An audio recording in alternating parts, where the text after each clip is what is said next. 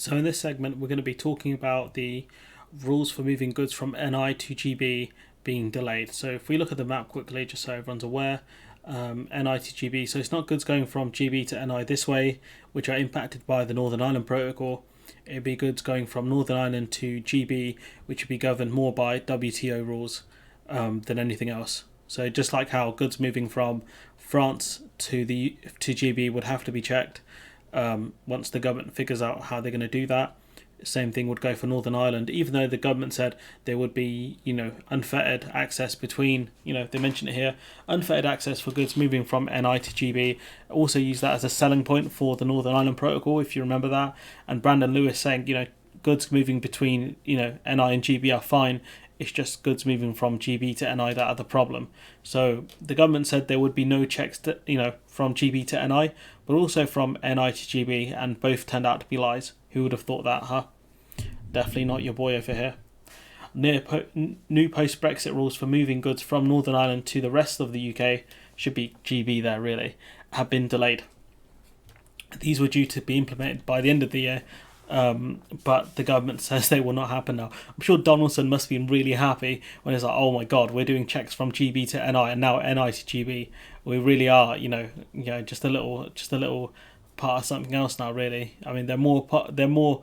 Once they do these checks from NI to GB, I mean, they can't really claim they're part of GB anymore, can they? Or the United Kingdom at that point. It'd be very difficult to do so. The politics of that would be very difficult. The rules concern the definition of which goods qualify for unfettered access when moving from NI to GB. I mean, I had a look at this list and it's very confusing. It talks about, for the purposes of the withdrawal agreement, qualifying Northern Ireland goods means goods which meet or have met the condition at paragraph 2. It's just very confusing. The condition is that the goods are present in Northern Ireland are not subject to any customs supervision, restrictions or control. I mean, I read through this, I had no idea what the hell it's talking about. I mean, this is for goods that can move from GB from NI to GB with no problem. But again, most likely those goods are going to be checked, because you're going to have to check them to make sure they can go through. Okay, if that makes sense. Without all the customs and stuff like that, there's an initial check phase. Someone will have to look at the product and say, now that can go through fine. Like, it doesn't make sense.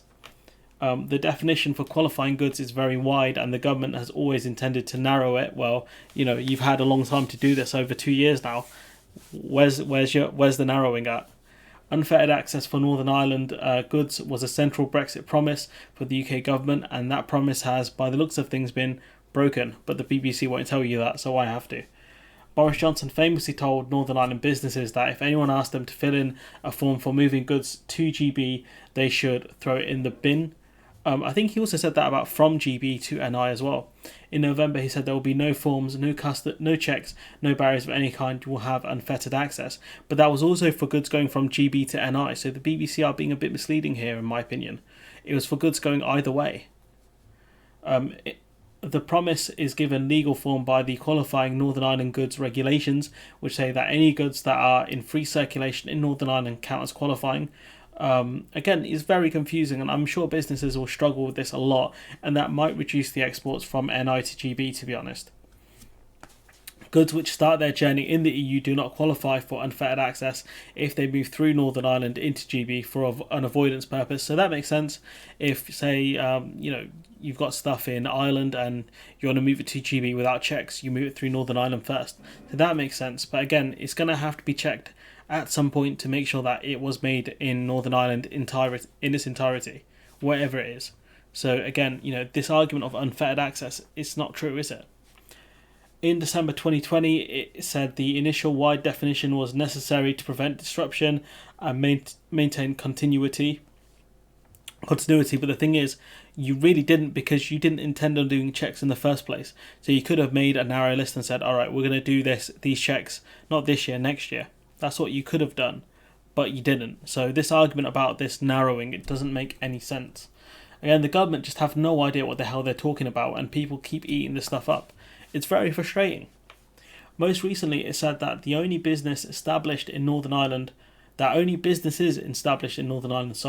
will benefit from the unfettered access, and has been consulting with business groups on what that should mean in practice. So it's okay for you to consult and talk to businesses with regards to this stuff in Northern Ireland, but you won't talk to them about the lorry driver shortages within England or within GB. Okay then. A government spokesperson told the BBC that the delay was related to its intention to negotiate major changes to the Brexit deal known as the Protocol. I mean, that's not going to happen, is it? We'll get there eventually. We'll cover that, but that's not going to happen. You're not getting rid of the Northern Ireland Protocol, and the EU aren't going to renegotiate it. So, again, this point here, very dumb. They added, while those discussions with the EU are... sorry about moving the screen a lot. They said, while those discussions with the EU are ongoing, the current arrangements for unfettered access, which ensure no processes for goods moving from NI to GB, will be maintained and no changes be introduced during 2021. So saying, whilst we are discussing things with the EU, we'll make sure that the kind of goods barrier for goods going from NI to GB will stay as they are, and we won't do customs checks on these products because we don't have the staff to do them.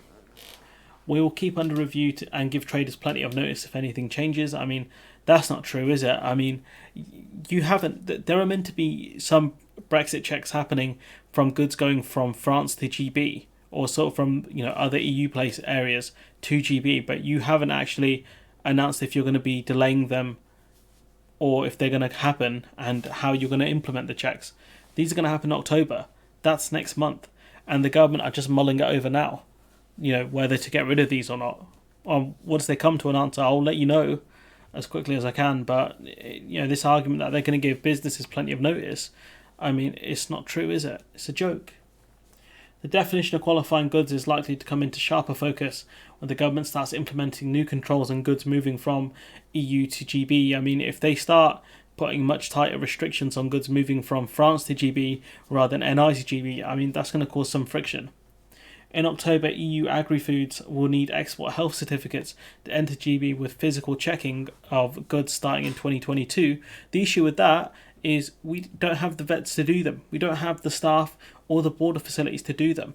And yet the government have not told businesses if they're going to keep on with this policy in October. So in terms of plenty of notice, if we say that the businesses are told on Monday if any delay is going to happen, you're giving them about less than 2 weeks notice at that point if the checks are meant to happen at the 1st of October.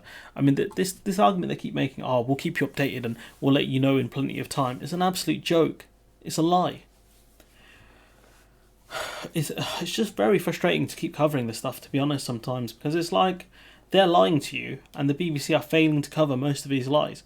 In this article, they do mention a bit, but they frame it as Boris Johnson said there would be no customs checks on goods going from NI to GB, but he also said it for the other way around, for GB to NI.